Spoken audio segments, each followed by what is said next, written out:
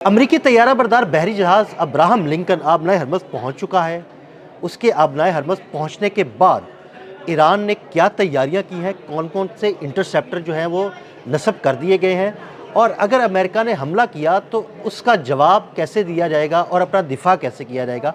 आमिर रज़ा से बात करते हैं। आमिर भाई, अब्राहम लिंकन पहुँच गया, ईरान की क्या तैयारियाँ हैं, कौन कौन से इंटरसेप्टर जो हैं वो नस्ब कर दिए गए हैं और किस तरह हमले को रोका जाएगा। देखिए, कभी इम्कान तो इस बात का है कि अमेरिका जो है वो फ़ज़ाई बरतरी साबित करेगा अपनी। सबसे पहले जो आजकल तरीक़ाकार है, जिस तरह से आपने जंग मई में अपनी फ़ज़ाई बरतरी जो है वो साबित की और उसके बाद भारत जो है वो घुटनों के बल आ गया, इसी तरह वो अमेरिका भी जो है तैयारी इसमें है कि F-35 उसका एस जो है वो इसी आबनाए हुर्मुज़ से फ्लाई करेगा।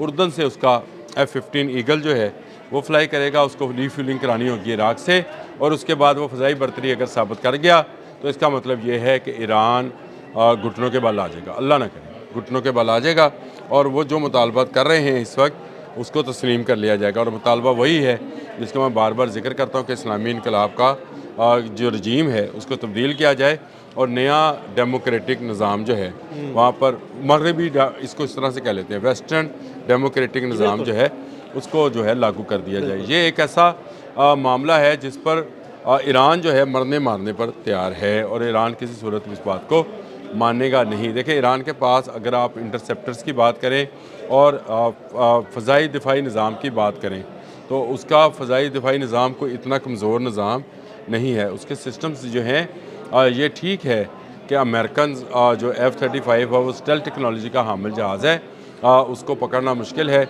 लेकिन ईरान के पास भी एक ऐसा रडार मौजूद है, विसोक 1 बोलते हैं जिसको, ये बेलारस का तैयार करदा सिस्टम है।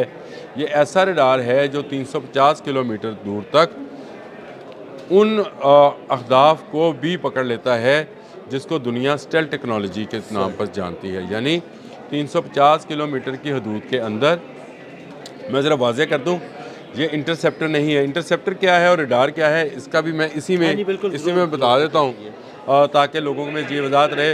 विसोक 1 की मैंने आपको बता दिया कि बेलारूस का बना हुआ है और ये 350 किलोमीटर की रेंज है, जो बहुत रेंज है कि ऊपर आपको फ़ज़ा में 350 किलोमीटर तक ये आपको आपकी आँख के तौर पर काम करता है।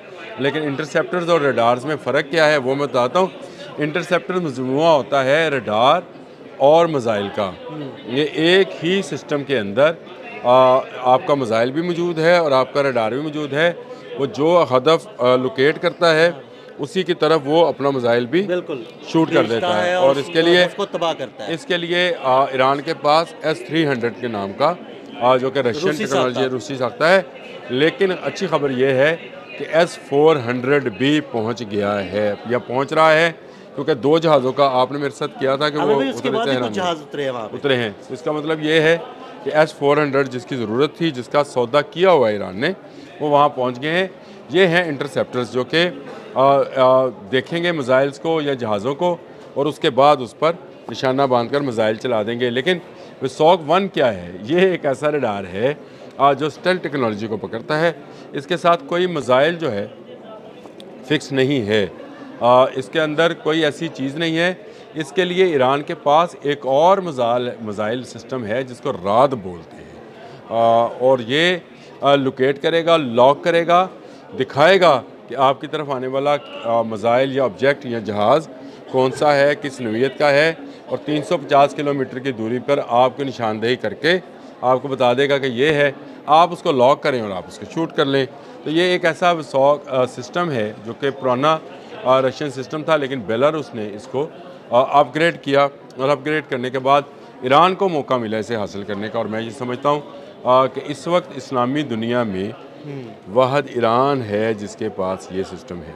ज़बरदस्त। और ये इस्लामी दुनिया के लिए मेरा ख्याल है अच्छी बात है कि उसके पास ऐसा सिस्टम भी है जो कि 350 किलोमीटर तक स्टेल्थ टेक्नोलॉजी को पकड़ सकता है। यानी उसको वो जो क्रॉस रडार हम बोलते हैं ना जी, कि उसमें क्रॉस रडार सेक्शन है और उसमें स्टेल्थ टेक्नोलॉजी जो है बड़ी हाई लेवल की है और उसको पकड़ा नहीं जा सकता। इंटरसेप्टर्स के लिए आज भी पकड़ना मुश्किल है। ये दोनों में टेक्नोलॉजी का फ़र्क है। उसने सिर्फ उसने सिर्फ आपको दिखाना है, यानी आपकी एक आंख है जो 350 किलोमीटर तक। उसने सिर्फ ये बताना है कि भाई ये आ रहा है, ये क्या चीज़ है, हाँ, जहाज़ है, मिसाइल है, क्या है। जबकि जो इंटरसेप्टर है उसने उसको देखना है देखना और है, उसके बाद उसको लॉक लॉक करके करके अपना ही मिसाइल मिसाइल फायर करना। करना है। लेकिन दोनों की रेंज और दोनों की नवीयत में जो है वो फ़र्क है। स्टेल्थ टेक्नोलॉजी शायद इंटरसेप्टर्स ना रोक सकें, लेकिन ये जो टेक्नोलॉजी है विसॉक, ये ईरान के लिए मैं समझता हूँ कि किसी नेमत मुतबरका से कम नहीं है। अमेरिका टॉम हॉक मिसाइल के साथ जो है टोमाहाक मिसाइल के साथ जो है इस वक्त पानियों में मौजूद है, और ऐसी सूरत में एक ऐसे मिसाइल की जो हवा में 350 किलोमीटर तक बिल्कुल आपको वाज़िया शक्ल और उसके सारा डेमोग्राफी और स्पीड वगैरह का बता सके, ये बहुत अच्छी बात है। और मैं ये समझता हूँ कि ईरान जो है ये अपने रडार भी बना रहा है।